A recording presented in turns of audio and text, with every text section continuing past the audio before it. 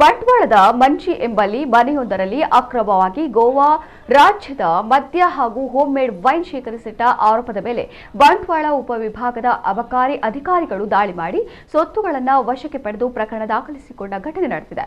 ಬಂಟ್ವಾಳ ಅಬಕಾರಿ ವಲಯ ವ್ಯಾಪ್ತಿಯ ಮಂಚಿ ಗ್ರಾಮದ ನಿವಾಸಿ ಅರುಣ್ ನರೋಹ್ನ ಎಂಬುವರ ಮನೆಯ ಮೇಲೆ ಉಪವಿಭಾಗ ಹಾಗೂ ವಲಯಗಳ ಅಬಕಾರಿ ಅಧಿಕಾರಿ ಹಾಗೂ ಸಿಬ್ಬಂದಿ ಜಂಟಿ ದಾಳಿ ಮಾಡಿ ಪ್ರಕರಣ ದಾಖಲಿಸಿಕೊಂಡಿದ್ದಾರೆ. ಆರೋಪಿಯ ಮನೆಯಲ್ಲಿ ಗೋವಾ ರಾಜ್ಯದಲ್ಲಿ ಮಾತ್ರ ಮಾರಾಟಕ್ಕಿರುವ ವಿವಿಧ ಬ್ರ್ಯಾಂಡ್ನ 8 ಖಾಲಿ ಬಾಟಲ್ಗಳು ಮತ್ತು ಒಟ್ಟು ಹೋಮ್ ಮೇಡ್ ವೈನ್ 13 ಬಾಟಲ್ಗಳು ಹೀಗೆ ಒಟ್ಟು 6.25 ಲೀಟರ್ನಷ್ಟು ಅಕ್ರಮ ಮದ್ಯವನ್ನು ವಶಕ್ಕೆ ಪಡೆದಿದ್ದಾರೆ. ದಾಳಿ ವೇಳೆ ಪ್ರಕರಣದ ಆರೋಪಿ ತಲೆಮರೆಸಿಕೊಂಡಿದ್ದಾನೆ. ಬಂಟ್ವಾಳ ಠಾಣೆಯಲ್ಲಿ ಈ ಬಗ್ಗೆ ಪ್ರಕರಣ ದಾಖಲಾಗಿದೆ.